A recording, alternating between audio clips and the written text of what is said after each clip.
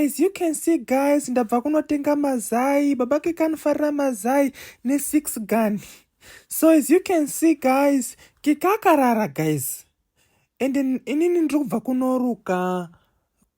Guys ka da kuno mafraya ne6 gun. Ndakamira babakiki murume wangu aenda kunovaka.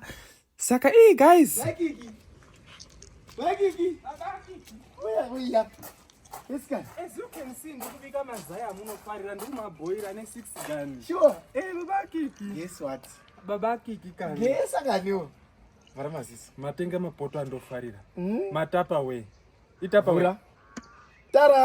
Babakiki.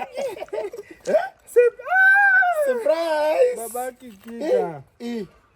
Ndogono famba na magogo. Veka tunaungatadzi veka. Babakiki. As you can see, babakiki. Murumo. Kikakarara. Hadai kikaka muka chitofara hake. Achito. Babakiki. Babakiki. Veka kani? Babakiki ndibati. Ndibati.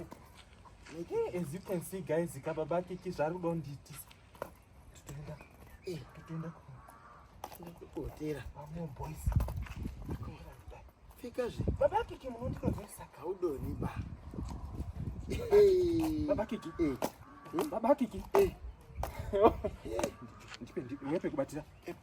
As you can see guys, wonewo zvandaitwa. Totoenda kwavo boys. Babakiki. Kumana. Babakiki. Babakiki. Kumana. Babakiki. Mama. My chocolate. My pussy. Fata. This is all for me. All for you. My chocolate. Mama, you are too much. From today, ngatata chirungu. Miri andikuvhurire kani.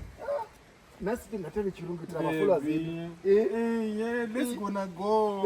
You gonna drive today. You gonna drive our BM.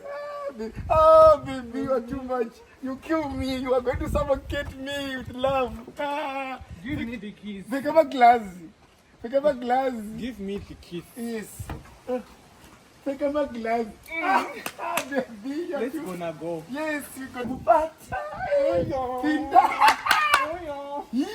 This is all for me. Let's go. You're gonna drive today. Let's go to Sea Point. Yes. Oh.